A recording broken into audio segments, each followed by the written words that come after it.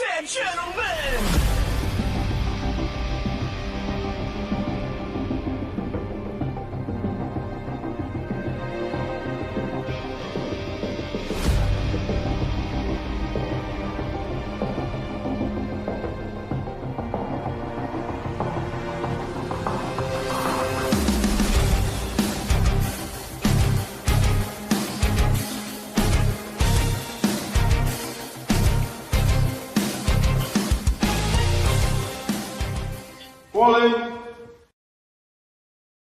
What is going on, everybody? Welcome to the show. It is Thursday, 7 p.m.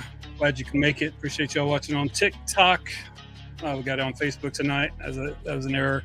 YouTube and our LinkedIn. Appreciate you coming out. We got a great show for you. Be sure and like, subscribe, share, and share this out to some veterans so that every time you need to talk about some of that old tack talk. You need to talk to some old veteran buddies. We're right here every Thursday, 7 p.m. Like, share, follow YouTube, TikTok, and Twitch. I want to give a big shout out to AJ Merrifield last week coming on, waxing poetic about his military police career, and then absolutely roasting the hell out of CIA Bob Mayer. That was a lot of fun. Got a lot of feedback. I want to thank who all was in that. Sergeant Major Woodring came on to the show. I know James Massey was in there, Jeremy Tisdale, Andrew Choke. And, of course, Bob Mayer himself. AJ roasted the hell out of him. We'll probably throw that up separately. It was a lot of fun. Shout out to the guys and gals over at Got Your Six Culture, Same Flag, Same Oath. They make all the merch. I'm wearing the OG shirt. I think it's one of the first designs they did about 4 or 5 years ago. And shout out to Becky Jo Art, always doing the great stuff. She is definitely the creative one in that family. We love her. Do want to play a video real quick. Forgot to upload the video file, but maybe if I talk to you for a second, I can do it.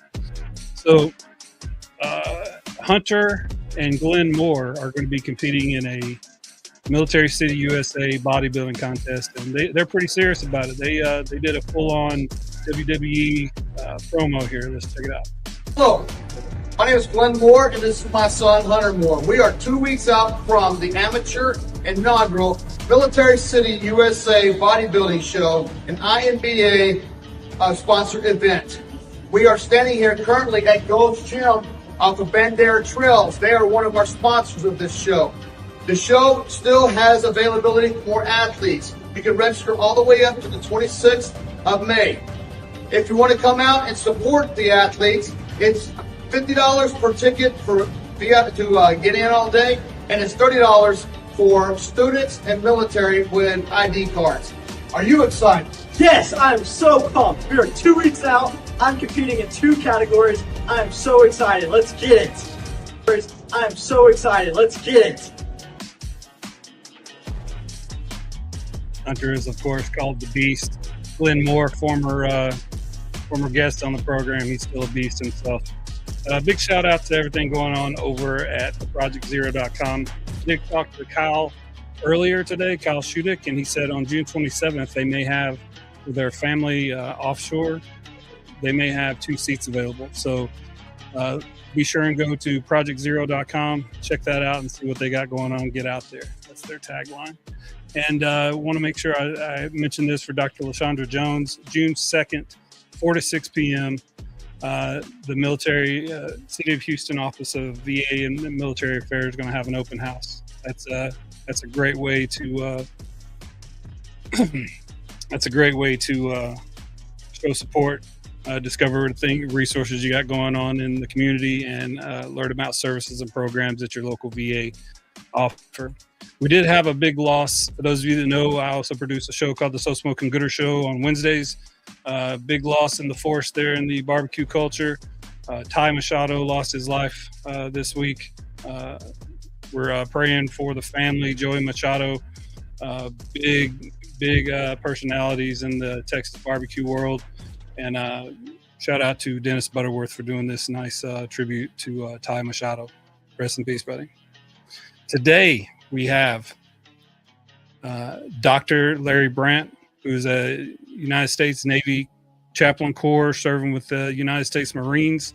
It's going to be a fun show. We'll read his bio in just a second. I know Al Hero's not here tonight, but I do see Matt Johnson in the green room. Let's send it over to Matt.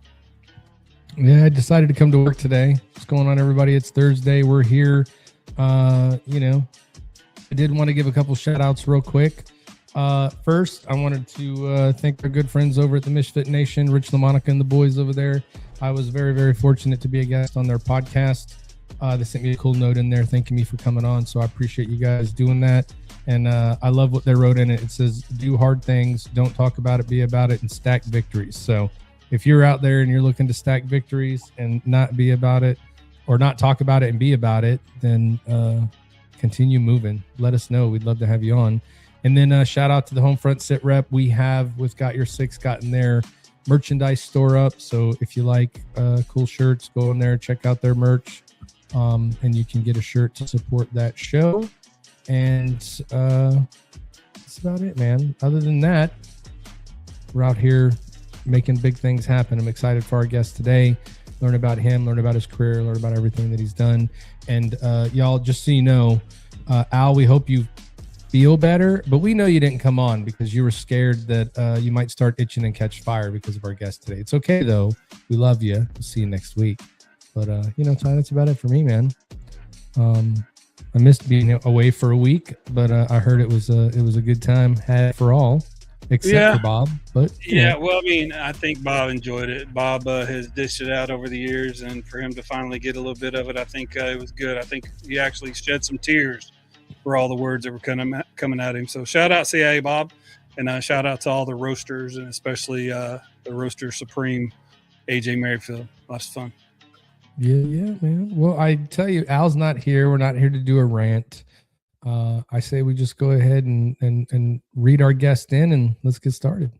Yeah, Dr. Larry J. Brandt, serving with the United States Navy Chaplain Corps with the United States Marine Corps out in California right now. He's experienced and compassionate minister, chaplain, and victim advocate with over 30 years of civilian and military pastoral service, provides holistic spiritual care and counseling to diverse populations, including veterans and their families. Skilled in crisis management, grief counseling, teaching, trauma-informed care, interfaith ministry, and ethical leadership.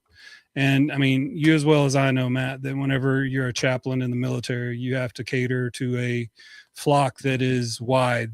So there's different ideologies or different beliefs, and the chaplain corps in the military, at least in my experience, has been amazing. So without further ado, Dr. Larry Brandt. Hey, everybody. How we doing? Welcome to the show. Good. How are you, sir? I am well. It's good to be here. Nice. Well, thank you for coming on. It's interesting what Ty just said. In the military, lots of respect for our chaplains out there, because you may learn in one form or fashion of religion, but the fact that our chaplains are very huge, non-denominational. You help all people, no matter what they need. You guys do a lot of great work, and especially in the last 20 years, there's been a lot on chaplain's shoulders with everything that's gone on overseas. So thank you for your service. Thank you for coming on. And of course, go Navy, beat Army. And we won't hold it against you that you're on the green side. How about that? Good to go. Yeah, definitely go Navy, beat Army. Sorry, Ty. Yeah. That's right.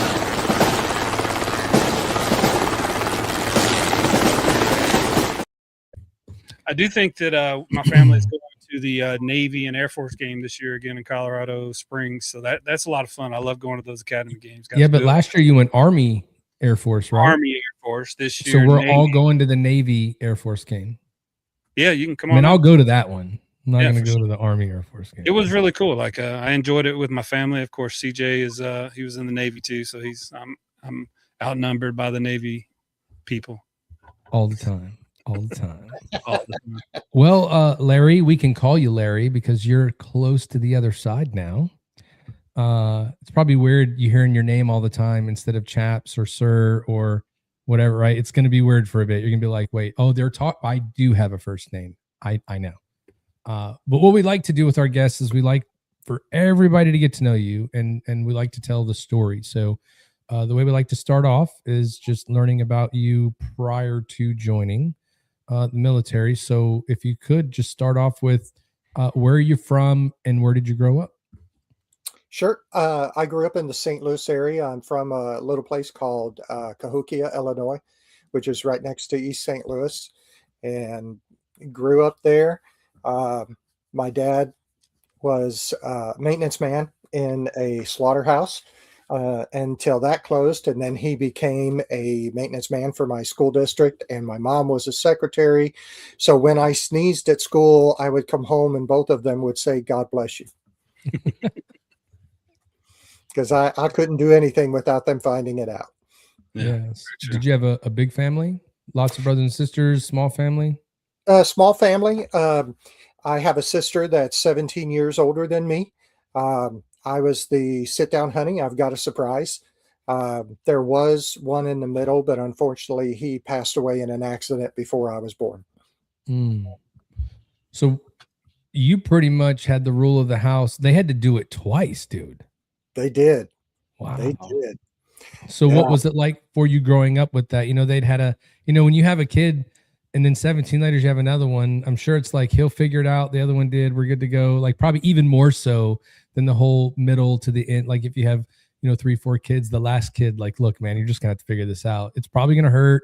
It'll be all right, but hopefully your brothers and sisters will like catch you. So what was it like for you growing up? What kind of things were you guys doing? What kind of lessons do you remember? Just the typical stuff. I mean, it was Southern Illinois in the late 60s, early 70s, you know, getting on your bike, biking everywhere, no cell phones, no computer games.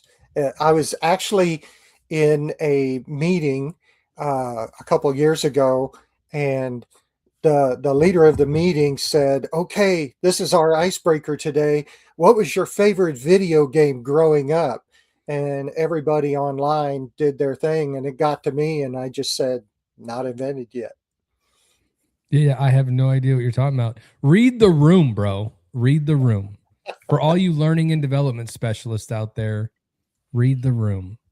They probably were like, "Wait, what do you mean they weren't invented?" You'd be like, "Yeah, dude, like, look." That's funny. He didn't know how to react to that. He goes, I don't know how to process that." What about your favorite board game then? That's what I would have done. You got to pivot. Always got to pivot. Aggravation. Yeah.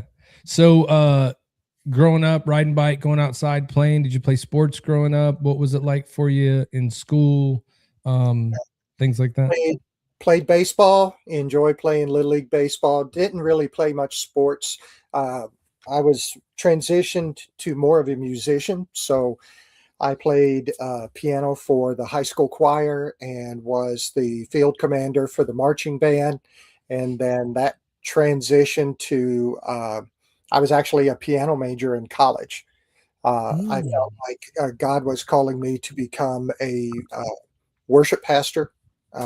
And so lead music in the church. And so played saxophone, was a organ minor, played piano for my major and was a voice minor, and went to a small college in Western Kentucky called Murray State University. And that is where I met my bride. Racers, right? Racers? Racers. You and Everyone- your friends now, went to the EKU. Army comment doesn't matter anymore. I went to EKU, so you're in the house now for sure. You went to what? EKU. Oh, okay. EQ. Yeah. Yeah. And- Before we get to where you were in college, I would like to just go back a sec. So for you, did you grow up in the church? Was it something you did all the time? Or is it something you found later on? Like, what was your connection with the church? Because I know obviously you're a chaplain, so you went in to study religion. You know, a lot of people don't know, but you can't just have any degree and become a chaplain, right? Right. If I remember correctly, you have to have a religious education to become a chaplain. So you can't be like a engineer and go, yeah, I just want to be a chaplain. Like that just doesn't work. It's just like you can't be a nurse without a nursing degree, right? So was religion important for you growing up? Was it something you got later in life? Like where did that fit into your childhood growing up?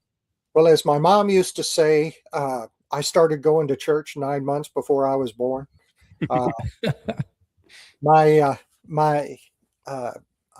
third generation Southern Baptist, and my family, going back generations, have always been involved in church. My grandparents planted a church in southeastern Missouri. So was very active growing up in church and children's choirs and activities. And then in high school, very active in the youth group and doing summer missions, going on summer mission trips. And I think God used all of that to kind of formulate my calling there in college. So. Mm. And so what kind of mission trips did you go on while you were in school? Like, what is there any? We would go to different locations, help out churches, do backyard Bible clubs, vacation Bible schools, sometimes doing musical concerts and things like that, but mostly doing backyard Bible clubs and vacation Bible schools, and helping churches that maybe were a little small and not really able to do something like that on their own. And so our church would partner with them and do that. And so did you ever do mission trips to other countries? Not until I was an adult. And Okay. really, I haven't done a ton of those. But when I was with a church in Tennessee, we did several mission trips to Canada. And then my last church in Nebraska, we did several mission trips to Canada, helping out churches in some of the provinces up there. And then I did take a handbell choir to Vienna once. And so we had a handbell choir at our church in DuQuoin, Illinois. And our handbell director was just exceptional. And so our handbell choir got invited to go to the Vienna Advent Festival. And so we went and rang all around the city at Christmas time. Nice. And so this was this all prior to joining? Where you click them like that, right? Yep. Okay. Dun, dun, dun, dun. Okay, gotcha. My bad. I didn't know what the bell choir was. Sorry. But that was before joining, or did you get to do a lot of that after? That was all before Navy. So I served as an associate pastor for 25 years. I was in my 25th year of ministry when God called me to join the Navy as a chaplain. So I was 45 when I joined. Look at me. I'm jumping so far ahead, dude. Yeah. Let me go back a little bit. So just for the education, when he sent in his CV, I see Bachelor of Fine Arts from Murray State, Master of Church Music, like he said, he had a calling for voice, Southern Baptist Theological Seminary, Master of Ministry Leadership at Rockbridge Seminary, Master of Divinity, Luther Rice Seminary and University, Clinical Pastoral Educational Residencies, Balboa Naval Hospital. So that's probably something associated with the military. Clinical Pastoral Education, VA Center. That's probably when you were in the military. Master of Theology from Midwest Baptist Theological Seminary, and the Doctor of Ministry, Chaplaincy, Specialization, Midwestern Baptist Theological Seminary. That's the thing I forgot to tell you, Matt. Yeah, he was a chaplain for 26 years and then joined the military for the 17. Sorry about that. No, yeah, I just totally read that, didn't put two and two together. So let's go back before the military, right? And let's talk about when you said you went into college, been with the church your whole life. And so for you, flowing into that was natural, right? And you said you eventually met your wife in college. Is that correct? I did. We met in a marching band. She was a flag and rifle, and I played tenor sax in the college marching band. And what's interesting is we met my freshman year, but I didn't like the people that she hung around with. So I was friendly to her, but I didn't spend a lot of time with her because I didn't like her friends. And then when I came back for my sophomore year, she had kind of seen those friends for what they were and ditched them. And then so some mutual friends kind of arranged for us to go out on a first date together. And that was 43 years ago. Nice. Congratulations. I love that. Yeah, definitely. Congratulations. Yeah. And those mutual friends are still married to each other as well. Look at that, dude. That's awesome. So for you going from college, you did 4 years there, finished college, went to seminary. Walk us through like what happened next. I mean, you have obviously with all the stuff that you were just talking about, missions and doing all those things, what was like, for me, it's education. You graduate like, how do you know? Do you get placed in a church? Do you have to find a church? Like, how does that work? So, got my bachelor's in music, and then went to Southern Seminary at Louisville that summer after graduation. But before starting seminary, Tammy and I got married, and then we settled down in Louisville, Kentucky, and went to Southern Seminary. Went there for 3 years, got my master's of church music while working at a local church, and also working for the United Parcel Service overnight to help pay the bills. And so I would work from about 11 o'clock at night to 5 in the morning, Monday through Friday, in their next day and second day air system, loading planes and loading the pods that go into the planes with packages. And then I'd come home, get a few hours sleep, go to school, few hours sleep, and then homework and back to work. That was my life for 3 years. It was not the most fun. And then right before I graduated, we had our oldest son, Corey. Wow. So you still found time to have a kid despite working overnight, going to school, and like never sleeping. I honestly have no idea when that happened. I was probably... You were destined to work with the Marines, because if anything, they get it done. You know what I mean? It just gets done. That's crazy.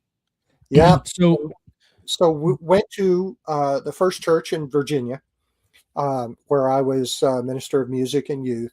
That went well for a couple years. And then a very difficult situation arose. So our pastor, our senior pastor, injured himself accidentally, and very severe back injury. That released a depression that we did not realize he had kept kind of below the surface. And so when he realized that he was no longer able to pastor, he really kind of lost his identity and lost his purpose, and literally walked into a field and suicided. And so obviously that hit the community very hard, for a pastor who has been at a church for 17 years to suddenly take his life. Sounds familiar though, right? In the world that you're in today and the one that we've come from, you know, like you don't think you have that anymore, right? It's hard to not imagine yourself doing that thing you did for so long. Yeah, the parallels to that and leaving the service really are striking to me now. Obviously, back then I had no idea. Oh, yeah. And then in the next 6 months, we had 8 individuals in the congregation think, well, if the pastor can do that, so can I. So we had 8 suicide attempts in the church in the next 6 months. Wow. For me, it got to the point where I was scared to hear the phone ring. I was terrified because I thought it was going to be someone else. Maybe this person succeeded. And I had absolutely zero idea how to handle all of that stress. The other associate pastor and myself, I mean, we were just going because of everything that this caused within the congregation and even in the community.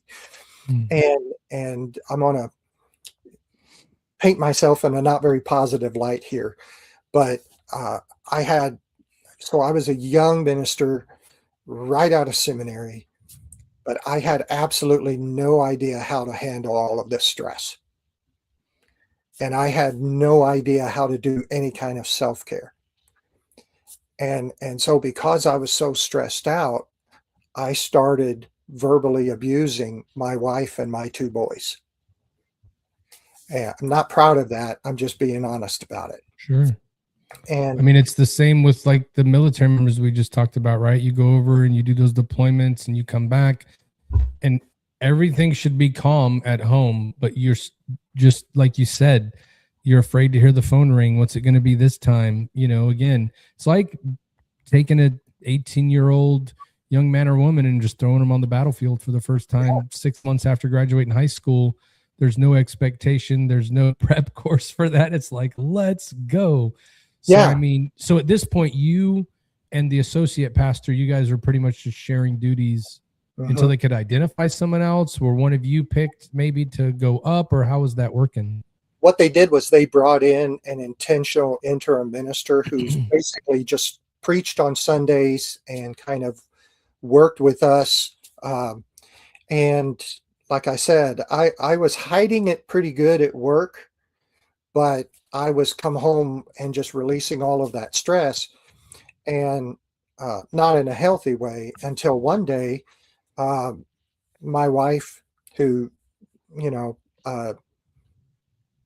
I can't say how much I love and appreciate her.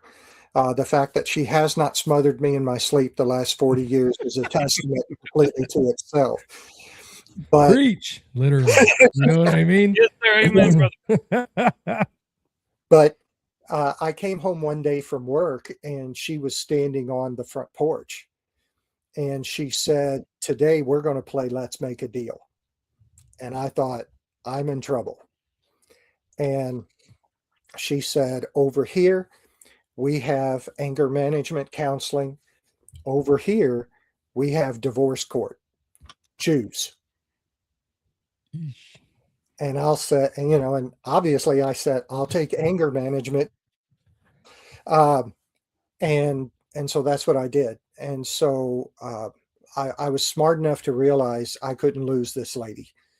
And so there was a pastor who had a counseling degree in the next county over, and I started going to him for anger and stress counseling. And that man saved our marriage. He really did. And the counseling that I do now, I try to model after what he taught me. And so he taught me so much about myself, about how to process stress, how to recognize when I'm starting to get stressed out so that I can take a step back before something stupid comes out of here. I haven't figured that out yet, unfortunately. Yeah, once you figure that out, you got to let us know, Chaplain. Yeah. What I'll tell you is that one thing he taught me was that when I start to become stressed, not only is there an emotional reaction, but there's also a physical reaction. And so he had me actually keep a record of when I start to stress out, how am I physically feeling? And as weird as this may sound, I started to realize that when I'm starting to get overwhelmed, I feel like my ears are on fire. I'll just feel like my ears start to burn white hot. And so I realized that when I start to have that physical reaction, take some deep breaths and back up. Otherwise, you're going to get yourself into trouble. And that recognition and teaching myself to do that with his guidance has been huge. How much, when you went into it and started like talking with him, right? Obviously you and I would imagine, maybe I'm wrong, but you went to a pastor with counseling degree because you went there because he understood, I guess, the path that you were in, right? Like understands where you're at, what you're doing. But when you first started going to those things and he started working through that stuff with you, how hard was it for you to go, yeah, that's me? Or how much of it were you like, no, I don't do that? Was there a moment like that, or were you open to it all the time? Well, I was open to it because I wanted to be able to save my marriage. Yeah. But secondly, I was shocked at when he talked. I felt like, dude, do you have like a camera in my house? Because it when he would describe something, I was like, okay, it's kind of creepy that's exactly what's going on. And so that kind of gave me a hunger to keep going back and to keep learning, and to fix my mistakes. Yeah, I think that a lot of people, well, I'm not going to say people, but veterans. I think a lot of veterans have issues with counseling for what you kind of described there, right? You go in and talk to these people, and I think a lot of times the moment a veteran knows that person never served or never went anywhere, Doesn't matter. It doesn't matter if they're like Gandhi, dude. Like, you've never gone down there. You don't know what I'm talking about. And they kind of like, dismiss it a little bit. And so I thought it was interesting just to make that correlation of like, you went to someone that was in your chosen profession because they understand what you're doing. I would imagine because he had a counseling degree, you kind of knew where that's at. I just wish that there was an easier way for veterans to identify some of those things. If they're, everybody's open to it, but if you can't relate with the person you're talking to, it makes it difficult. And, I mean, me too. I went somewhere for a little bit, and I mean, they're telling me to read books and come back and talk about this thing and that thing. And I'm like, man, none of this stuff. When are we going to start talking about stuff? I don't know. I was hoping I was going to have the Tony Soprano experience on the couch telling everybody what's going on, but it just wasn't that. It just surprised me that it was something different. And so I'm happy you found someone that could help you that quickly, right? Or not necessarily that quickly, but you were able to connect with, especially because they know when you leave from work and you get home, like what you're having to try to separate, So. And you're completely right, because especially I still have, after 17 years of military chaplaincy, friends from every unit that I've been with will still reach back to me. And because they know, especially those that I went to Afghanistan with, that they'll reach back and say, hey, do you just have a minute to talk? I know you were there, so I know you know what I'm feeling. And that's pretty huge. No, yeah, for sure. I'm glad that, well, first off, I'm glad that you have a lot of people you served with that are that, I know eager is probably the bad word, but are that willing to just pick up the phone and call you. It says a lot about what you've done for people in that service, because, oftentimes people won't even call their best friends when they're going through stuff. So thank you for everything that you've done for everybody you've served with, because who knows how many people you saved because you're like, yeah, man, let's talk about it. I'm happy to listen. So thank you. I have lost a few along the way though, as well. And as you know, that really hurts. Yeah. Yeah, absolutely. So going through, how many total years were you working in the church before the military came around? 25. I was working 5 years, and then the last 8 years of that, I was also a first responder chaplain with the city of Nebraska. Oh, wow. So how do you get involved with something like that? How do you become a chaplain for first responders? Is it just like you volunteer, they ask, like? Yeah, so I was relatively new at my church in Lincoln, Nebraska, Southview Baptist Church. Love you guys. And we had some first responders in the congregation. And one day after church, they approached me and they said, hey, I don't know if you're aware of it, but there's a volunteer chaplain corps that works with the city of Lincoln, works with the police department and the fire department. And we think you have a good temperament that you would fit in well with them.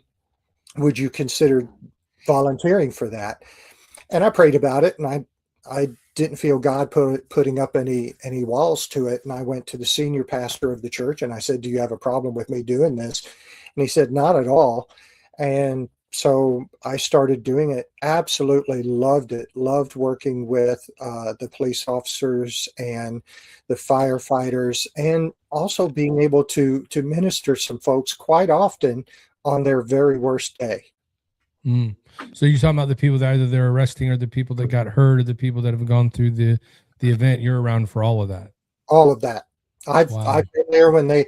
I'll tell you a funny story, if you don't mind. I was actually doing a ride along with one of the police officers, and he said, I got to do a door knock.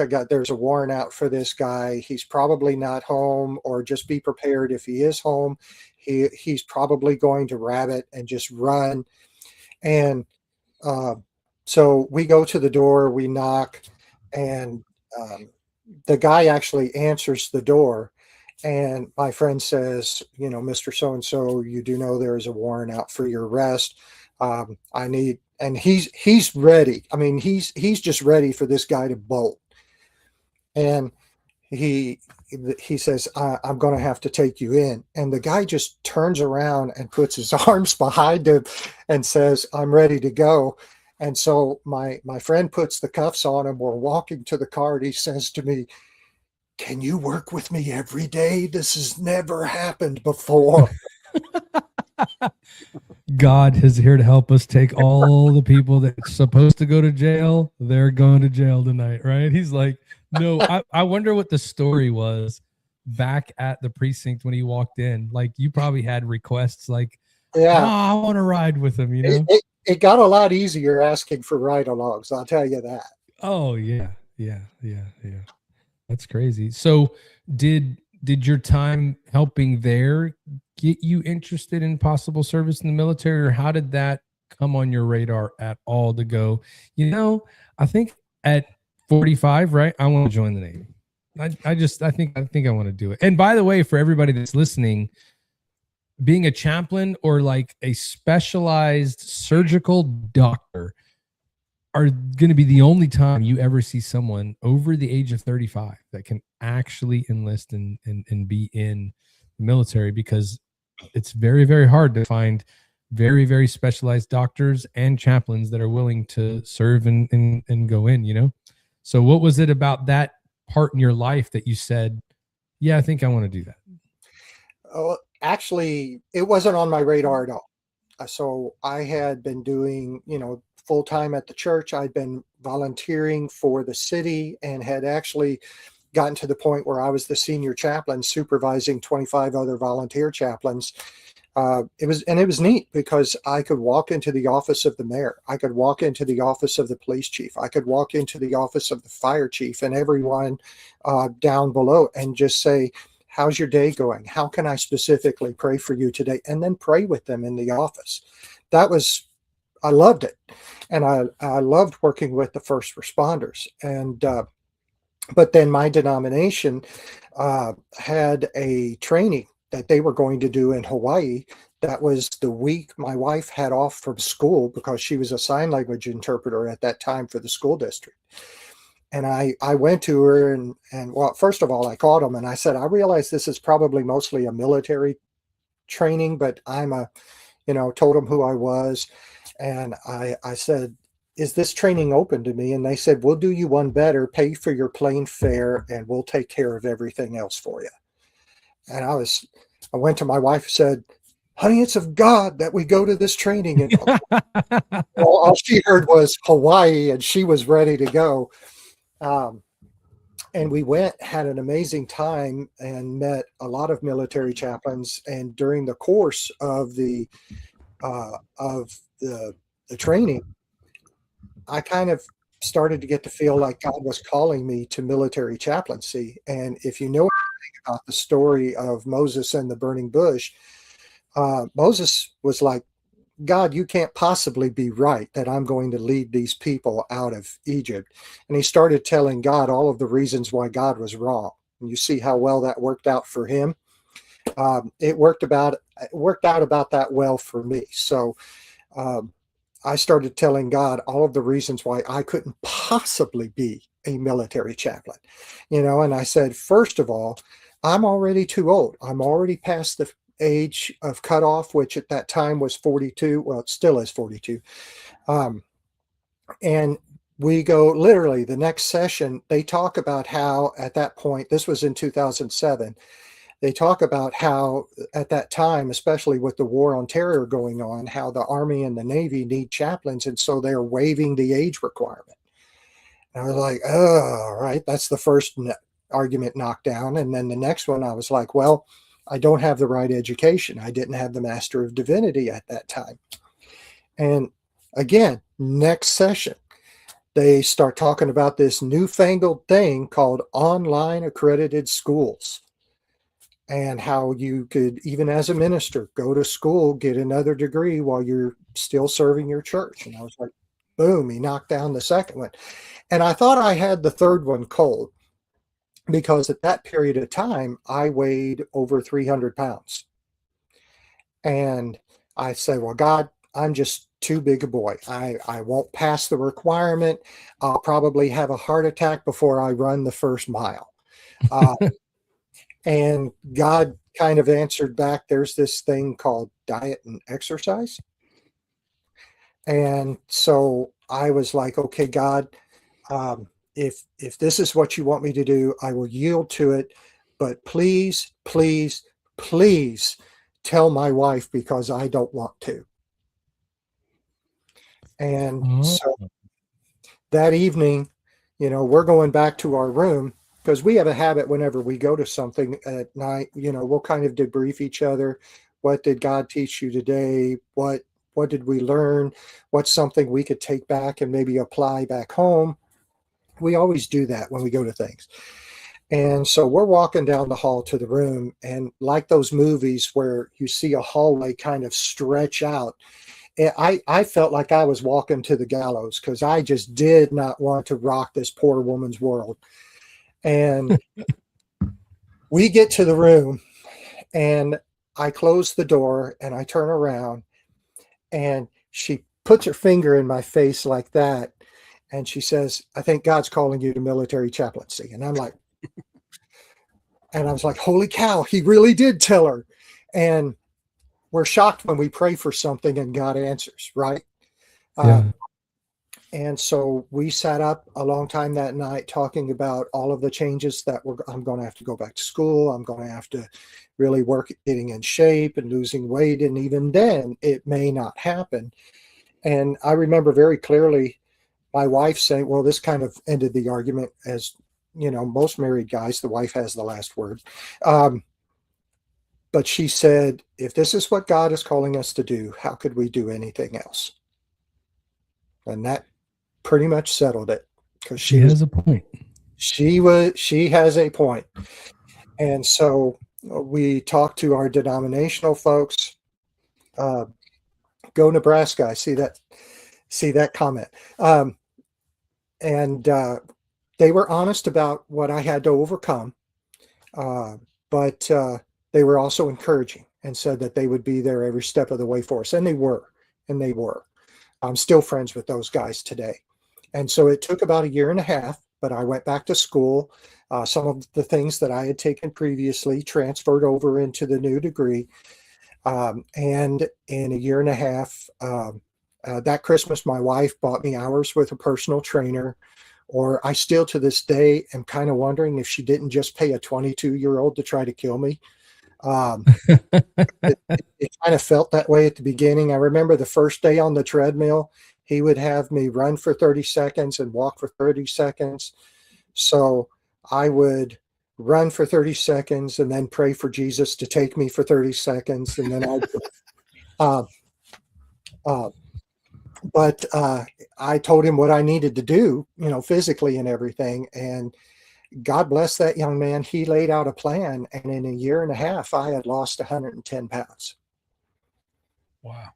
And wow, so then, I mean, your wife told you already, God wants you to do it. So how could you do anything else? And so, I mean, it's just, the truth is there when you put your mind to it, you can do it. It's amazing. Yeah. And isn't it ironic how, for anybody out there, right? If you believe in God, a higher power, whatever it is that you follow in your life, I think I should do this. And then you're like, nah. And then all of a sudden, like you said, yeah, well, we got it done with the age requirement. Oh, by the way, you can go to school online and, you can do diet. And then the fact that like your wife comes in and goes, you were like, okay, I don't have anything to debrief because that's really what I was going to break to you. So what you got, right? It's just how it all lays out there. And then the fact that you're able to do it. I mean, it's just, it's a testament to if it's supposed to happen, it's going to, right? So, yeah. So I joined at 45. My wife jokingly says, we're living his midlife crisis. We couldn't afford a convertible. He didn't want to be trained by a new wife. So he asked for my permission to run off and join the Navy. And I said, sure. That's what she tells everybody. Nice. So she's leaned into Navy spousehood very nicely. Oh yeah. Yeah. Matter of fact, well, what we do is we don't say that this is my ministry. This is our ministry. We're Team Brant. Oh yeah, 100%. And you know, I could say that I can see that in everything that you talk about, especially way back when you had the issue and it was like you got this choice or that choice, and you know, I would, you know, if I ever was given an ultimatum like that, right, it would be the same for me. Like there's no other, I don't see any other way to live, if that makes sense, right? Like the way that it is and who you're with and the journey you're going through with, you know, when you found the right person, there's nothing else, right? And you're gonna get through it. But it's interesting how you put that it's R, and that's how I used to do it too. I never took orders without discussing it. I wasn't that guy that would go and be like, all right, pack your stuff, we're going to wherever, and then everybody's like, what? I'm like, yeah, that's where they said I have to go, even though I picked it, right? But I just didn't want to blame it on anybody else. So, well, I don't know about you guys, but you know, for us, you know, you fill out your wish sheet and give it to the detailer, and then he laughs and says, here's where you're going. Yeah. And I haven't picked my own orders since 2014. So well, but you're in a different arena altogether though with that, right? Being a chaplain is just like being a physician that's highly specialized in something. So being a chaplain, they're in very much need, right? But there's only so many billets. And so like when one chaplain's rolling out and they need to fill that one and you just happen to be the guy that's coming up, well, that's where you're going. Because it's not like you go into the Rex and go, oh, Hawaii, that's where I want to be. Like you're going to go where they need you, right? So yeah, we try that, but it rarely works. But I've been blessed because I've done 3 tours with the Marines, deployed on 2 of them, one to combat. I've been a chaplain of a Navy ship, which was a huge privilege, and deployed on her. And I loved being a ship chaplain. And I've gotten to work with the Coast Guard because Navy chaplains work with the Coast Guard as well. Oh, wow. And so I was the Central Florida Coast Guard chaplain from 2014 to 2017. And that as well wasn't, and it was weird because it seemed like half the coasties were former Marines. But anyway, it was just a wonderful experience. And all 17 years, it's not always been easy, but it's always been rewarding. So for you, in being a chaplain, right? So you got to go, so you went Marines first, ships later. Did you break it up? How did it go for you? Yeah. So, my first detailing conversation was extremely interesting because I had already met some of the people that I was going to be going to chaplain school with. And because you go to a care board, you get interviewed, and it's just not automatic. You know, you have to convince the Navy you're worth coming in. And I know we had kept in contact, and I knew some of those guys got offered like 10 different places all around the world. And I'm just waiting for this phone call from the detailer. And the man calls me and he says, you know, hi there, Chaplain Brant. Okay, you ready for your assignment? And I said, well, yeah, let's hear my choices. And he goes, okay, you're going Marine Corps, East Coast, West Coast, pray about it, call me tomorrow. Click. That was my first detailing conversation. Oh man, that's so funny. So did you go East Coast or West Coast? West Coast, right? I went East Coast. I started at Camp Lejeune, and I don't regret it because it was a terrific experience. Went there, and I was the chaplain for Trax, which is the amphibious vehicle that they drive off the end of the Navy ships. That drastically increases your prayer life. And then I went to an infantry battalion, 3-8, and we deployed as part of a MU, Marine Expeditionary Unit, but then we got pulled off the boat and sent into Afghanistan for combat. And so that was my combat experience. I learned a lot about myself, and learned a lot about PTSD because now I got one. But the guys that I was with there, we still stay in touch. What's interesting is up until recently, two of the battalion commanders here at 29 Palms were actually, I was their they were second lieutenants, and I was their chaplain at 3-8. Wow. So when you went in with the Marine Corps, right? You go there, you guys are going on a MU. So I'm sure the train up cycle was it still would have been the same as if you were deploying. And the other question would be, because I don't know the answer. What kind of training do chaplains go through to deploy into a combat zone? I mean, obviously you got to know how to protect yourself, but being in that role, how is it for you guys to train and get ready to deploy? And what are, like, I guess, the rules for you guys, if that makes sense? Yeah, that's a great question. Back then, there wasn't a lot of training to prepare you for combat.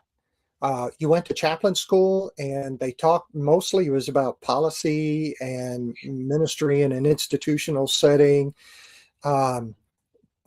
What really helped me was when I got to Lejeune, I had two chaplains kind of take me under their wing, and both former Marines, and kind of helped me with what to expect and how to prepare for, which was huge for me. And they're still friends to this day. And so the workup cycle for a MU, 6 months before you deploy, you come together as the MU, the Marine Expeditionary Unit, and you start training, because a MU has to be qualified to do an X number of situations. And so they prepare for those situations, and then they have to be certified in them. And then 2,500 Marines load up on 3 Navy ships, and off we go for 6, 7, 8 months, depending on the season. And we do bilateral training, and we do We're the President's 911. Well, we were 3 months into that deployment when we got the word that we were going to be part of the surge that happened at the beginning of 2011. So we were there for the first half of 2011, and we got pulled off the boat, literally sent to Kuwait for 3 weeks of training that was supposed to be, or actually 3 months of training scrunched down into 3 weeks. And then we flew into Afghanistan and hit the ground running, and we built a COP from the ground up, combat outpost from the ground up. And like you said, an infantry battalion has 3 rifle companies, and so each rifle company took over an area of our battle space. And so what I would do is I would spend a week at a time with a rifle company. 5 days out of the week, I'd be outside of the wire, going to the different battle positions, jumping on this log train or that log train, or somebody who could get me from this location to that location with my assistant, my RP. And doing that. And then on the weekends, coming back to the combat outpost, checking in with the head shed, doing service there, and just rinse and repeat. And I remember my first firefight. I was really Captain Obvious here. Okay. So we lost our air cover, and the insurgents knew it. And so we lost our air cover, and almost immediately my RP and I are waiting for a transport to go to another battle position. And we lost our air cover, and then the insurgents started taking pot shots. And then right after that, I had a machine gun blast land about a foot to the right of me. And in my Captain Obvious state, I look at my RP and I said, well, that was close. And my RP, went into protective mode, and he literally grabbed me by my battle rattle, spun around, and threw me under an MRAP just as a burst landed where I was previously standing. And which is exactly what those badass assistants are trained to do, right? Exactly. He did exactly what he was trained to do. And Trevor Belagamba, you are a star. You are a rock star, Trevor Belagamba. He's still in the Navy. He's an RP1. and out in Guam. Love that guy. And so then he did a protective stance over me. Then he got me actually inside the MRAP while the firefight continued. And it was, if you've ever read, have you ever read the book On Combat? No. Okay, good book. There's On Killing and On Combat. Same author wrote both, Lieutenant Colonel Grossman. And so anyway, a lot of the things that he describes about what happens to you in combat, I remember from that incident. And so the Marines did what Marines do and took out the insurgents. And we waited around. The QRF came. I crossed a burnout bridge with my RP. We got into the QRF and they took us to the next thing. Then that weekend, we get to the combat outpost, and I jump out of the MRAP, and this Lance Corporal runs up and says, CO wants to see you. And I thought, I haven't been here long enough to get in trouble. And so my battalion CO was a man by the name of Farrell Sullivan, and he's now the 2-star general in charge of 2nd Marine Division. And I would follow that man literally anywhere. And so he's standing there and he's drinking a cup of coffee and he goes, "Chaps, heard you had a little excitement, sips." And I said, "Yes, sir." And he goes, "How you doing with it?" And I said, "Well, sir, I'm actually pretty proud how I reacted." And he got this puzzled look on his face, takes another sip of coffee, and he goes, "Do tell." And I said, "Well, sir, I didn't scream like a little girl, and I didn't fill my diaper, so I'm pretty proud." Yeah. And he laughed, and he said, "So what are you going to tell Tammy?" And I said, "Not a darn thing." And he goes, "Okay, you're dismissed." And his whole purpose was to make sure I wasn't going to worry my wife. Mm-hmm. Yeah. That's just the kind of commander that he is. Yeah. And also checking in. So, but so I did the Marines first. And then after the infantry at the tail end of that tour, I did tanks, which was awesome because whenever they went to the range, they would say, "Chaps, we're going to the range. We'll probably have a few extra rounds. Would you like to?" And I said, "Just imagine me saying yes, and I'll be there." Yeah. There you go. So because, for you though, real quick before you go there, I would assume then for everything that you just described that you're doing, right? A lot of guys are in their positions. They're there for a while. They're dug in. They're ready to go, as best they can be. But you're every week going different places. So I would imagine, you were outside probably in a lot more danger maybe than you even realized, right? Traveling to these places every week and being away and being gone and doing all that. Like, at any point, did you ever look back and go, "Oh my goodness," right? Like, that was crazy. Well, I can because, and this is a big reason why I have PTSD today. There was at one point, one of my companies found a weapons cache. And inside the weapons cache were some documents. And I happened to be there when they found it. And so the translator's going through the documents. And the translator turns to me and he smacks me on my chest and says, "Chaps, you're in here." And I said, "What do you mean?" And he goes, "Well, here they're saying ways to demoralize the Marines. And the first way is to kill their spiritual leader, which is the chaplain." And so then they talk about, how to spot a chaplain, how to spot their assistant. And then he said, "But chaps, you're in here. Your physical description is below this." Wow. And it had my description and the description of my RP. So someone had gotten close enough to us to get our physical description and then relay it to the person creating those documents for that area. Goodness gracious. That's I mean, unimaginable. you were famous, but not for the reason you wanted to be. You know what I mean? Exactly. And so, that from that point on, all sense of safety was absolutely gone. Oh yeah. Oh yeah. Wow. I don't know how I would react if they were like, "You're in this." You were like, "Oh, okay." Like, I don't know any of these guys. What are you talking about? I had no idea how to react. Obviously, it made me more hyper vigilant whenever we did go out. Yeah. No more going, "Oh man, that was close." You were like, No, we don't want it to be close anymore. That is interesting. So you went with the tanks and you were still in Afghanistan with the tanks going around and doing all that? After we came back, then 3-8 got pretty, at that time, the deployments were so short in between.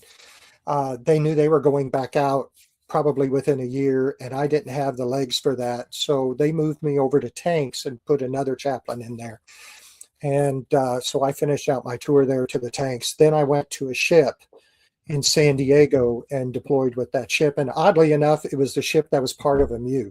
So I actually went out on another MEU. I went out on the USS Green Bay, which wonderful ship. I was on LPD 20, loved it. And let me tell you, it was amazing experience. That deployment was a traditional MEU, and so we got to go to a lot of places in the South Pacific and the Middle East, and got to go to a lot of places, and it was a really good experience. And from there, I went to the Coast Guard in Florida, and took care of about 3,500 coasties because I worked with 306 commands. And Central Florida. So my territory was from Cedar Key down to Fort Myers Beach, Orlando, and Jacksonville down to Melbourne, taking care of about 33 boat stations and 12 cutters. And so they basically gave me a car and an iPhone and said, go put out fires and do great things. And which on those drives, you were good to go. No, you just needed to make sure the GPS was working, Exactly. and it was it was a wonderful experience. Love the coasties, a lot of people make fun of them, but they have a very hard job and they do it well. And they literally do whereas sometimes when you're a Marine, you're a sailor, you're one of the other services, you may train for something and never be able to do it. The Coast Guard does what they train for every single day. Wow. Yeah, you see, I got really used to seeing the Coast Guard out on the waters in Barkley Lake, and they do all kinds of good training. And just shout out, I've written it a couple times, but just shout out to the picture you're painting for the Chaplain Corps. I deployed a bunch of times in the military, and a lot of people in the comments are talking about all the chaplains assistants we had. I mean, I was with MPs, and I know that the chaplains assistants in the Army, they get kind of an executive protection rudimentary course. I think it's like 2-3 week block. And so every person that I served with, or every chaplain's assistant that I served with over my 18 years 7-month career, Doc Powell, a longtime listener to the show, said that on paper Hannah Hong was the best 240 gunner in 7/16. She didn't have to use it but a lot, but she was the best. So them people are badass. I loved everybody I ever served with. So thanks for shouting them out, sir. And the chaplain's assistants in our, what they do is, first of all, they help us with our administrative, because let's be honest, most chaplains really suck at administration. I've gotten you guys better. Are just good talkers. That's what it is. Exactly. And then they also rig for the various services, not only for our services, but also for the lay leaders who represent the other faiths that we can't do. And so they make sure that all of those services are set and run smoothly so that those people's First Amendment rights are honored. And they are huge in that. And then when we're in the battle space, they're our bodyguard. So they're the triple threat. They're no joke. Triple threat. There you go. It's a great name for the RPs and the assistants. So once you finished Marines, then you finished Coast Guard. So at this point, is this what takes you up to now, or did you go somewhere after the Coast Guard? After the Coast Guard, I went back to Camp Lejeune and deployed again with the 22nd Marine Expeditionary Unit, and I was with Combat Logistics Battalion 22, and we deployed on a MEU. That time I deployed on the USS Arlington, which actually has some of the materials from 9/11 built into the ship. And what an absolute amazing crew, and the chaplain on board and his RP. We just kind of synced like that and just had an amazing deployment. And then I got selected for school. So in order to work in a hospital, chaplains have to do what's called clinical pastoral education, where we have to learn how to minister in that clinical environment. And so that's a year-long school that the Navy has, one on the East Coast, one on the West Coast, and I was selected for the West Coast. And at that time, you did the CPE for a year. You go to school on Tuesdays and Thursdays, and then you do 2 clinical residencies. You do a residency at the Naval Hospital and a residency at the VA hospital. And so I did my clinical residency at the Navy hospital at the height of COVID. I was the ICU chaplain. And, we were losing 1 to 2 people a day to COVID at that hospital. I saw more death there than I saw in Afghanistan. Wow. And then dealing with the families. And sometimes, in 1 month, you had the mother pass away, older adult. And then the next month, the dad passed away, and you're getting to know these families intimately because you just helped bury their mother, and now here they come and their dad's passed away. And that was hard ministry. That was very hard ministry. And then when that residency was over with, I moved over to the VA, and the VA sent me to the VA in San Diego has a program I wish would be replicated in other locations. But it's called the Aspire Center, and it's in Old Town San Diego. And what they do, it's a PTSD domiciliary, and they take homeless veterans off the streets of San Diego diagnosed with PTSD. They help get them clean. They work with them on their PTSD and their moral injury and whatever they're addicted to. And they live at the facility for 6 months.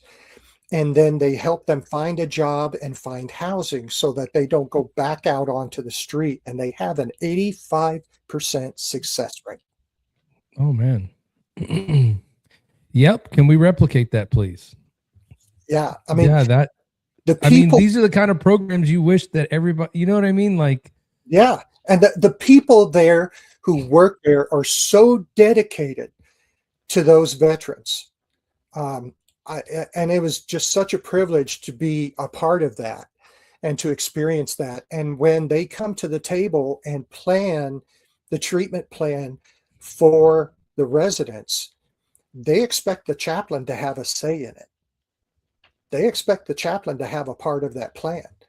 And so we have classes that we work with them, and we help go out on helping them getting used to back out into the population kind of things, because they'll do excursions to kind of help them with their triggering and help them how to handle it.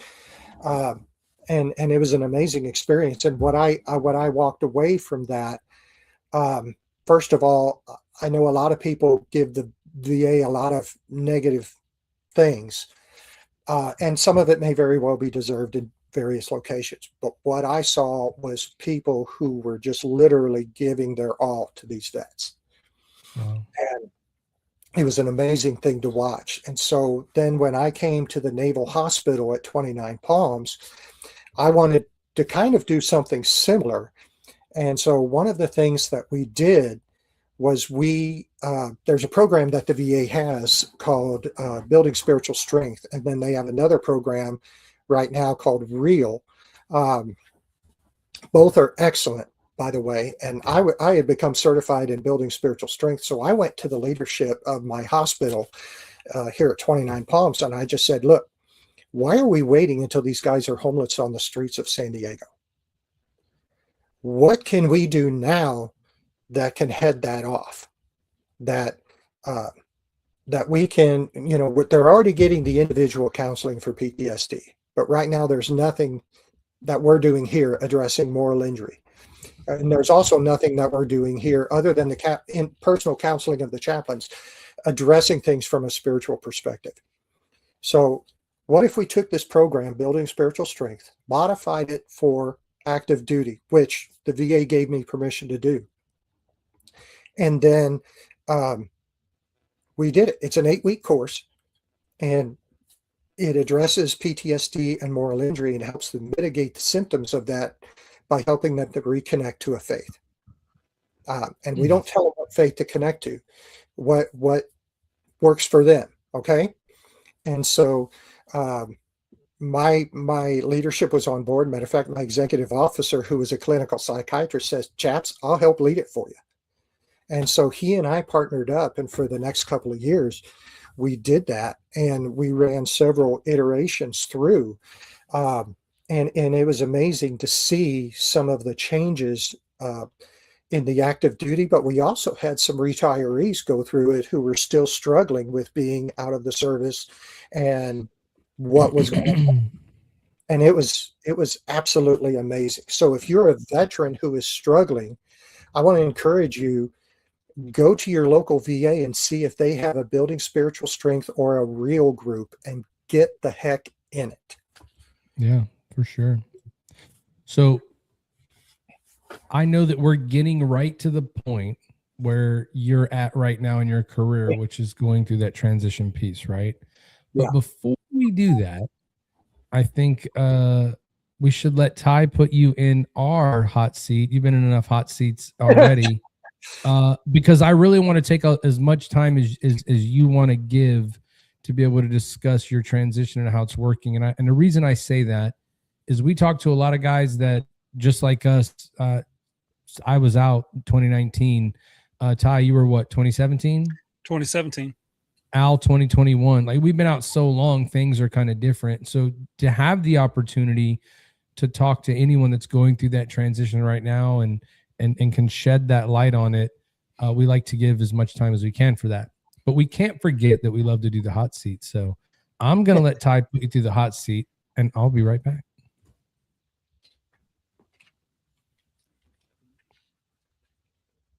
As it would say. All right, here we go, sir. Sir, okay. I've loved your story so far. I've loved what you've had to say. It's inspirational, and you sit here and realize where God works throughout your life. And I think where God has worked in my life, just to share a little testimony with you, is I've always had very spiritual leaders. You know, I grew up Baptist. I went to, in high school, Evangelical Free Church.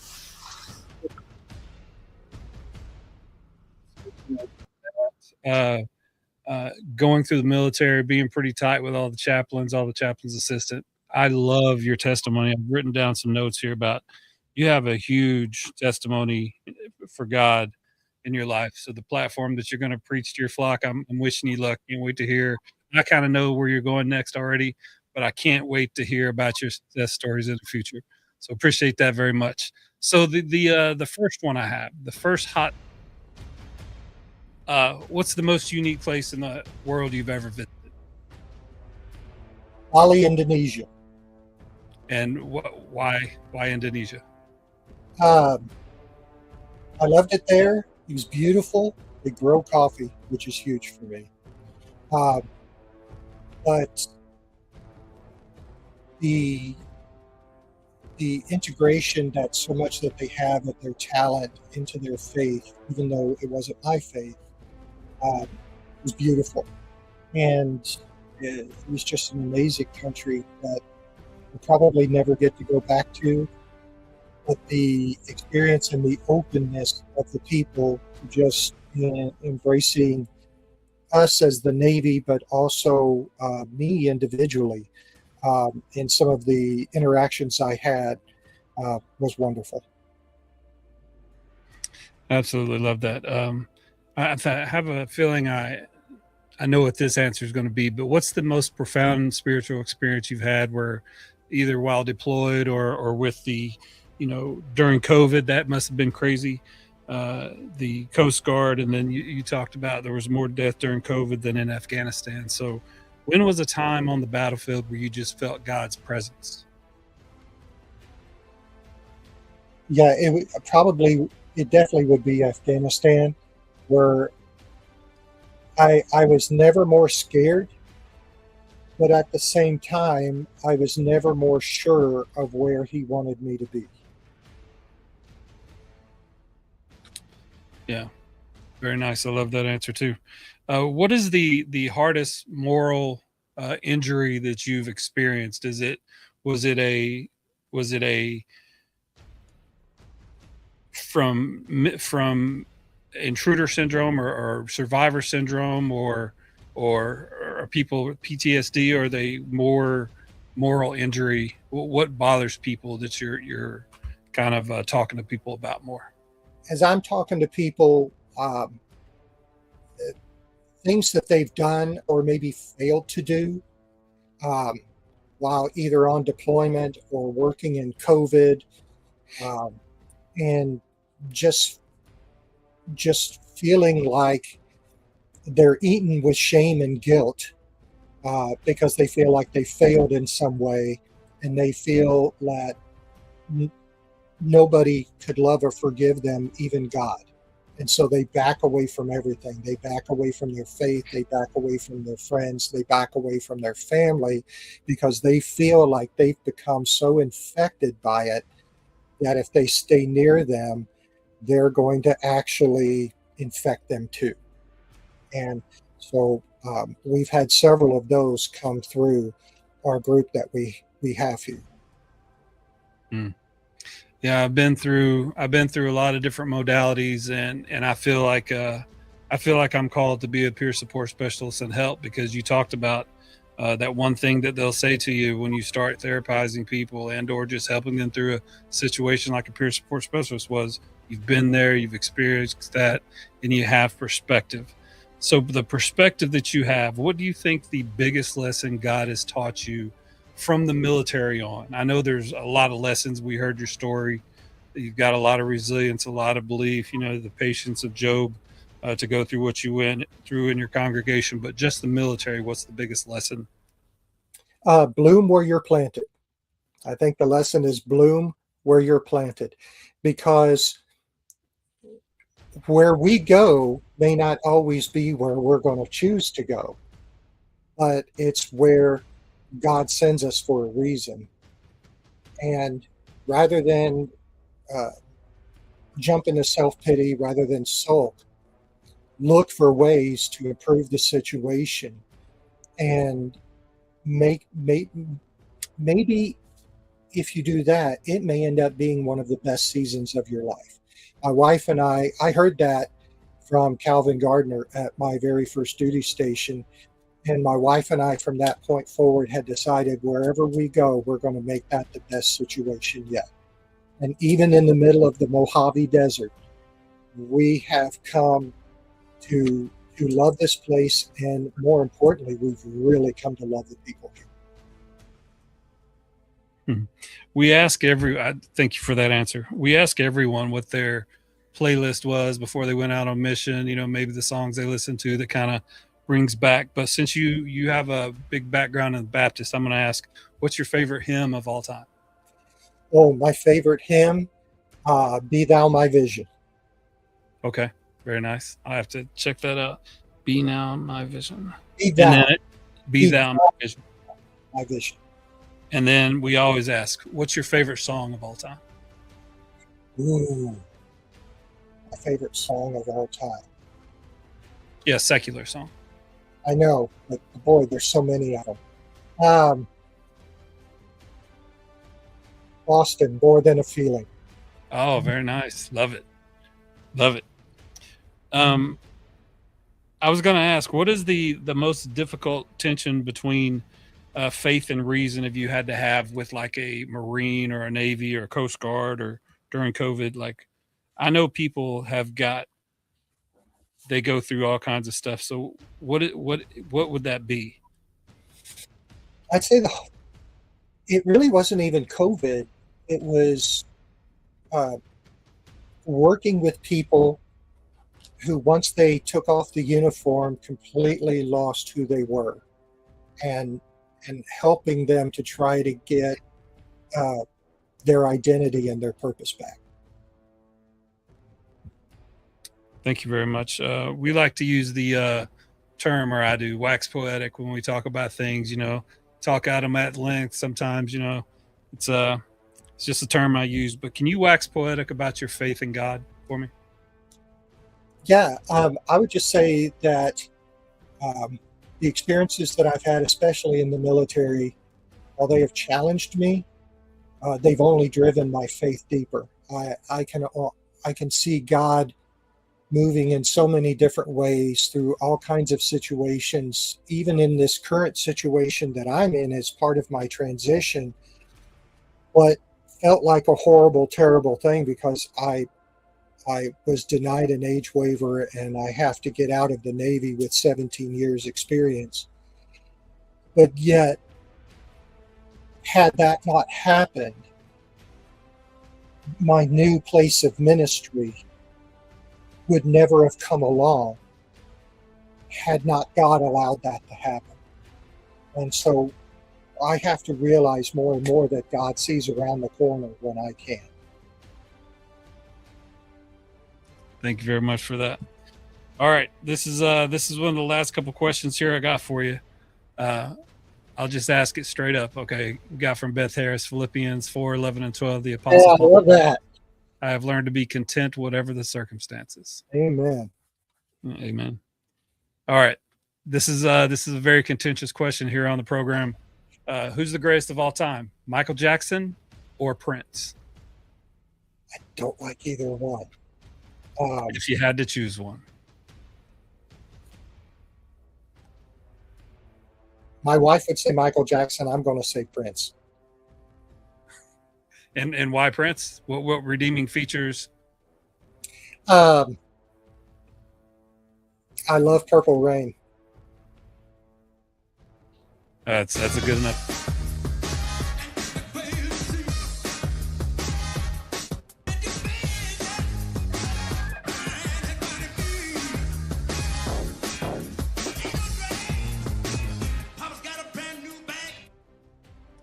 Man, Prince has been on a winning streak. I think he's won like 5 in a row. So Oh, wow. shout out for that one for sure. All right, last question. I'm going to bring Matt back in for this one. What can we do to make our podcast better?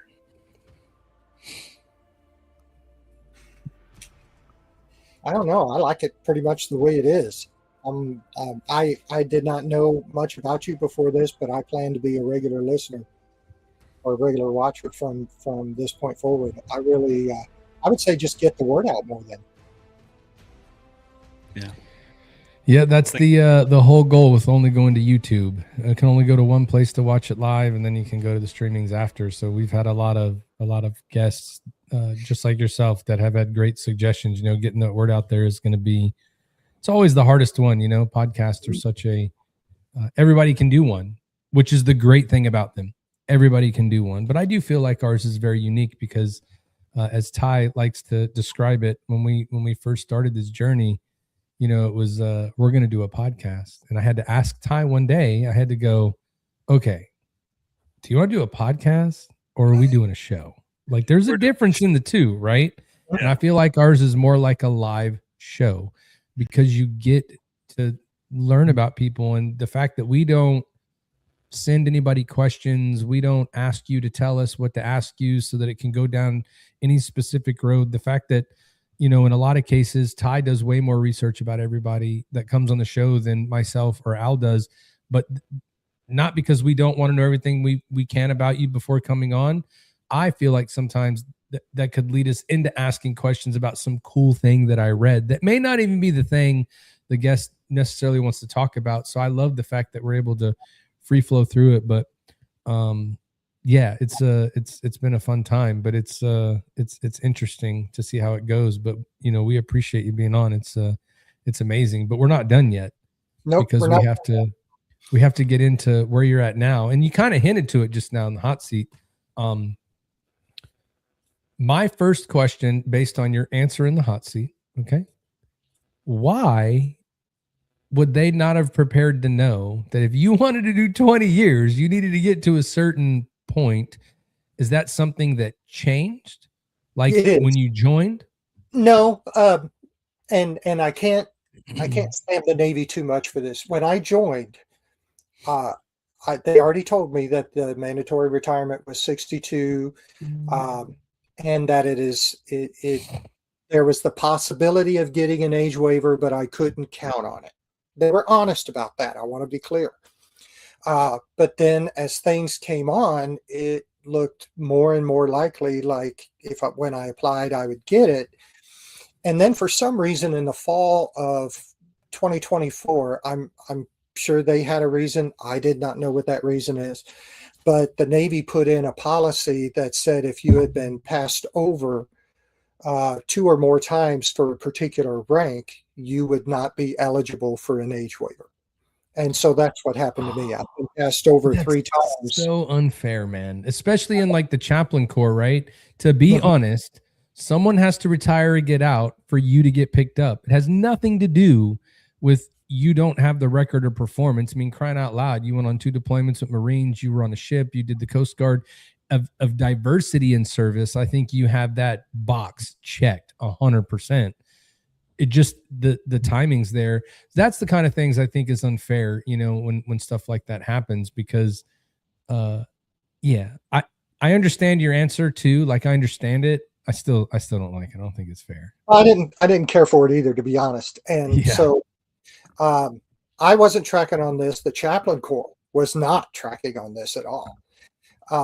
And so when I submitted my age waiver package, I even had a letter of a recommendation from a 2-star general.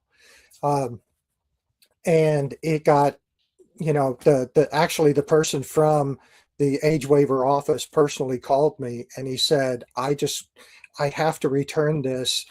I'm so sorry. If I had my way, I would process this immediately. But because of this policy that got instituted, I'm not allowed to. And he tripped all over himself apologizing. And so, you know, that was hard. That was very hard. I felt sidelined. I think that's the best way I could describe it. I felt very sidelined. But at the same time, I had determined that I wasn't going to drop my pack. I wasn't going to quit. And so one of the things that, a couple of things that I did was I released a book, you know, I took my doctoral research and turned it into a book on moral injury. And it's a bestseller on Amazon. I'm very proud of that. Congratulations. Another thing that we did was we, the previous base chaplain and myself, we created a course specifically to train chaplains and RPs on what to expect in combat. And we've been informally, because I'm on a training base, the base I'm on has, every year we have 50,000 sailors, Marines, and foreign military come on board for training.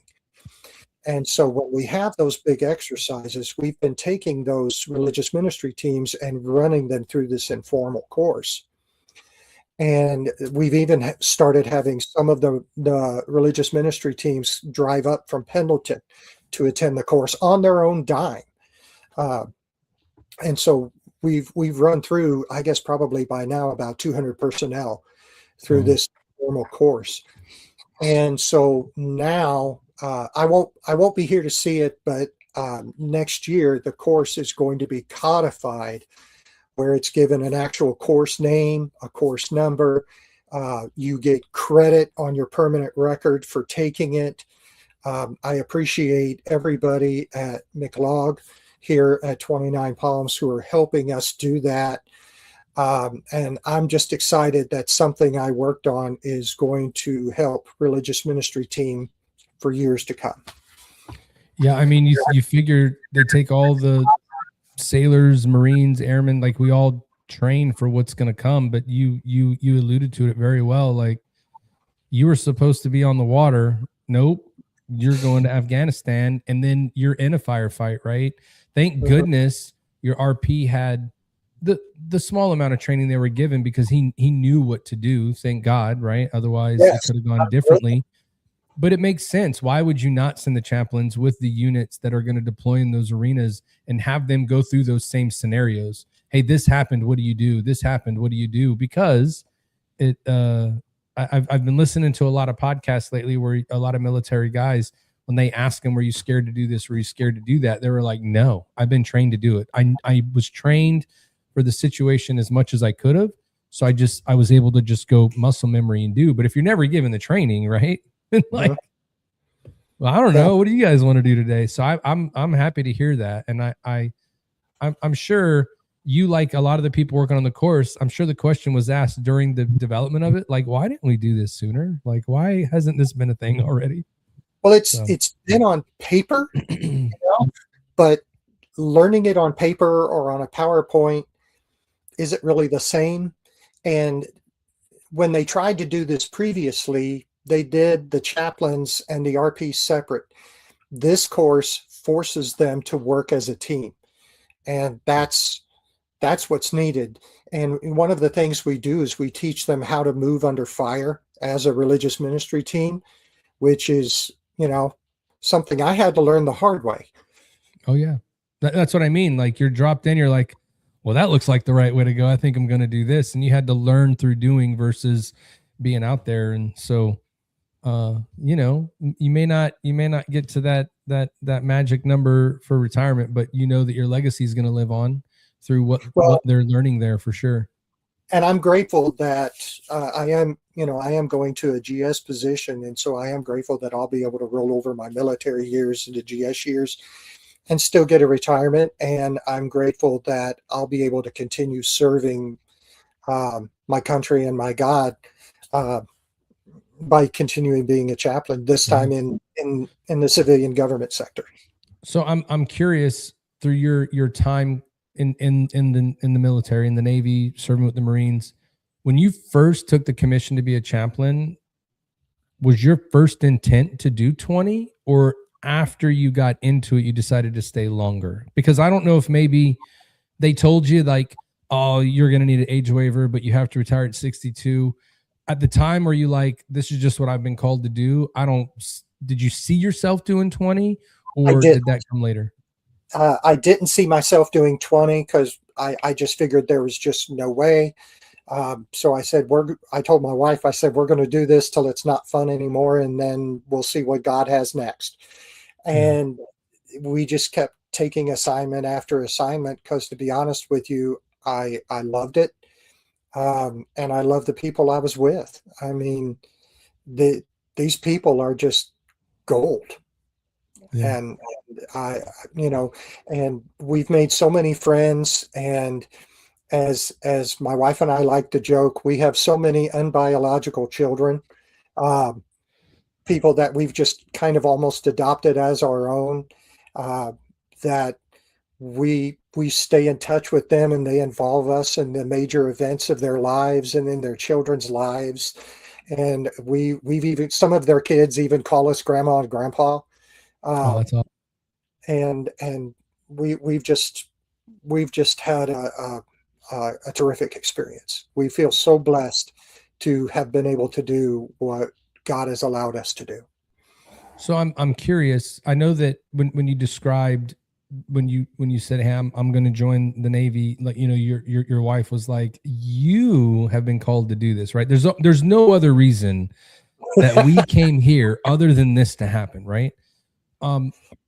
How did your kids feel about you going into the service when you did go? I know that your wife was on board, obviously, but like, how has it been for your kids? What was their thoughts of you going to serve in the military at the time that you did? I was really nervous when we told them. I had one son who had just graduated high school, one son who was going to be graduating, in the next year or so, and then our daughter then, who was a sophomore. Maybe she was a little older, but our kids were very supportive. Actually, what all three of them said, and my mother, who was living with us at the time, was they said, we can really see you doing this. And Wow. so from day one, they have been nothing but supportive. That's And amazing. now they were a little nervous when Dad was supposed to be on a MU and ended up going into Afghanistan. That scared him a little. Sure. But our kids have been nothing but supportive. That's amazing. So we did have a question from Beth Harris. I'm assuming that that is your children in the picture behind you. 30 something years ago. Oh, nice. So, that's back in them Olin Mills days. That's exactly who took that picture. Yeah. That is exactly. Now you just do it on the camera. You know what I mean? Yeah. Oh, that's cool. But, our kids are, my oldest, Corey, is 38, and he, his wife and his children, they live outside of Knoxville. And our middle one, Carrie, is 35, and he is a starving artist on Broadway, and actually just got cast in the revival of 1776, the musical, and got a named part. We're very excited to go see him. Nice. He's going to be performing in Missouri this summer. And we're very excited to go see him in his first paid gig, or it'll be my first time seeing him as a professional, and I'm very excited and proud of it. And our daughter is 32, and she works for an online consulting firm, and so she works from home. And actually, she lives with our oldest, and she rents a room from him. And then, and it's really interesting because when they were little, she once knocked him out with a fire truck. So we weren't real sure how that was going to work, but they seem to be doing well. And yeah, we're very proud of all three of them, and our daughter-in-law as well. That's amazing. I love to hear that. That's awesome. Congratulations. Thank you. Well, I will tell you, Larry, I appreciate you coming on. I love to just see all the different sides of what everybody has done in the military. You know, part of what our show is, like we said, is we like to tell the story, and we've just been so fortunate to be able to talk to people from so many different backgrounds in the military. We tell a lot of stories that you're not going to hear in other places. You know what I mean? When it comes to military service, right? Like, it's not all, glory and all of those things, but I appreciate everything that you've done. I know that you've made such a huge impact, but I was going to ask you if we could, before we get out, before we end everything, we flashed the young man on the screen today that passed away so young. There's been a lot of service members that you, me, Ty, Al, we've all served with that have passed away. Beth Harris, one of our listeners and a former guest, her husband had passed away not too long ago he was in the Vietnam area. If we could do a prayer for all those people, and just, we're thinking about them, we remember them, and, encourage all of our current military members serving to stay strong and just keep moving forward. Yeah. And, this past week with Memorial Day, I think about the first Marine that I lost in combat, and his name was Andy Carpenter, and his wife, his little boy was born about a month after he was killed in Afghanistan. And his wife is very active in the Tunnel to Towers, and she's just an amazing lady. And to see how she has turned this into something inspirational rather than something bitter. So I would be honored to do that. So let us pray. Father God, we just thank you so much. We thank you for all of those who have laid their lives down for this country and paid the ultimate price. And Father, we just lift up their families to you and pray that you would draw them close, that you would just place your loving and healing arms around them and draw them close to you.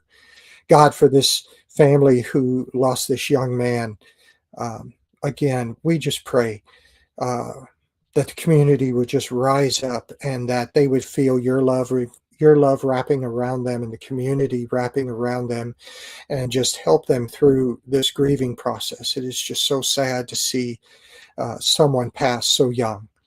And God, we are just so grateful for everything that you have blessed us with. I thank you for these gentlemen and this podcast, and for just having the opportunity to be on and share a little bit of my story. And God, I pray your blessings to shower down upon them and upon their listeners as well, that they would just be drawn closer to you. And we thank you so much for being able to live in a nation that loves you, and that we are able to be free to live and even disagree, but still seek the best for all. It's in your holy and precious name that we pray. Amen. Amen. Well, we like I said, we appreciate you coming on.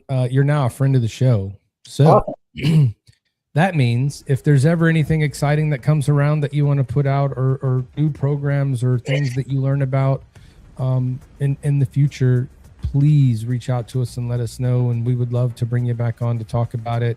Would even be interested to bring you back on in the future and see how the new role is going and the impact that you're making there. You know, I appreciate your service. I appreciate all the people that you've helped, and more importantly, thank you for telling your story. It was very interesting, and we probably just scratched the surface, but from what we heard today, I know that you had an amazing life and career, and I just appreciate everything you do. Well, thanks so much, and thank you guys for having me on. It's been a great time. I really appreciate it.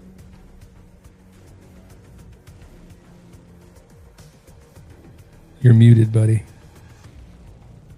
Thank you very much for praying for Ty Machado, the barbecue culture. We look at all different kind of modalities. This podcast is definitely a modality for therapy for me, just to be able to talk with other veterans, bring them on, show them how much I appreciated their service. So thank you for your ministry. Thank you for your words. And definitely thank you for the shout out to Ty Machado, Joey Machado's, the whole family over there losing their son. Thank you very much, Chaplain. Ladies and gentlemen, Dr. Larry Brandt, Chaplain, about to come to a GS position near you. We will definitely be checking in with him. Thank you so much for the prayer for our podcast. We hope we use bad language, Chaplain. So when you listen in the future. So it's like when I go to work. Okay, right. See, look, it is like when you go to work. We've just learned to not do it as much anymore. Yeah. We can be taught. Yeah. My favorite time was the briefing I went to, and a Marine Corps gunny was on his 25th F-bomb, as I counted, when he looked up and locked eyes with me and then said a different word. Nice. You walking out, could you pray for me when you get down the hall? That'd be great. At least he felt that conviction. That's good. May have been on the 25th swear, but at least he felt yeah. Ladies and gentlemen, Chaplain Larry Brandt, we'll talk to you soon. Thank you very much, Chaplain. Thank you, sir. All right, take care, guys. Mm-hmm. Yeah, I appreciate that prayer. I was thinking that, and you said it. Like that's amazing. You're the best CEO ever. For sure, man. You never. Yeah, I was just gonna say you never have individuals on like Larry that have that much of an experience, that much of an insight, and never, ask them to do something like that, because it helps, man. And I hope that the Machado family sees it and sees the prayer, and I hope that it helps them, because I couldn't imagine what it is like for something like that to happen. It's very, very sad. Well, I mean, that's another modality for me to be able to talk to the barbecue culture. So all these people in the Texas and now nationwide, where there's people from different countries calling, these people are traveling to each other, staying with each other's house on different continents. They're a family, man. So when someone passes away, that's the future of barbecue, like some of these kids are, like it's painful for me. I didn't even know the kid, but I know Joey Machado, and I know what he means to the barbecue world, and you hate to see it. So I mean, you never know how it's being processed. So we will, shout out to the Gooder Gang if you're watching the show tonight. Yeah. So future guests we've got coming on next week. Like, I've read this guy's bio. I'm not even going to I'm not going to tell you. I'm going to tell you is that Apollo Wept, the book that our guest from next week, Christopher, Colonel, United States Air Force pilot and author, Christopher Choate, is Apollo Wept is a rock space opera, and it's set in the year 2104 or something like that. I've read the description of this trilogy.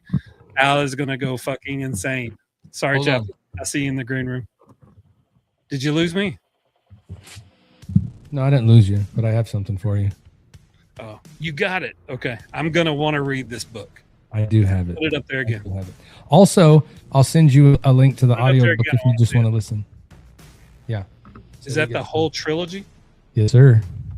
Okay. So as soon as I started reading this guy's bio, I'm the guy that probably read 85% of the Hitchhiker's Guide to the Galaxy. I didn't read it all, but it's a book that's real thick, and this is going to be, I think this is going to be in that vein. It's going to be fun as hell, and it seems like it's going to teach a lot of lessons.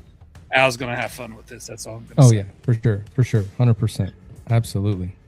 Yeah. So shout out to Al for being sick. I hope everything's good for you next week. Try to show up to work on time, buddy. Yeah, he'll be all right. Close us out there, brother.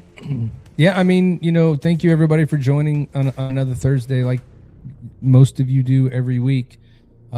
Please share with your circles, share with everybody let them know they need to be here Thursday night on YouTube, and if they can't catch it on YouTube, they need to go ahead and listen to it wherever they get their podcasts from. As you saw today, we talked to amazing people that have amazing stories that can help you see success in anything and everything that we do as veterans, first responders, or just people in general, right? That's the key.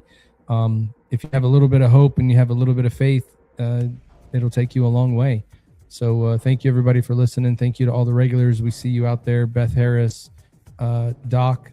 We see Carlos Calzado is in the room. David Willis was in the room. I'm sure I'm missing people. You guys can, toast me in the comments. But remember, Matt doesn't read comments, so I probably won't see it.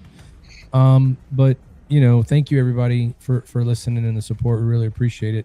The thing we want to do, just like Dr. Brandt said, we need to spread the word. So spread the word with your people. The challenge is share it with 2 or 3 people that this week and tell them to listen next week. And let's see how we can grow it. But with that, we'll see you next week. And we're out. If you or someone you know is in crisis, contact the Veterans Crisis Line at 1-800-273-8255. Then press 1.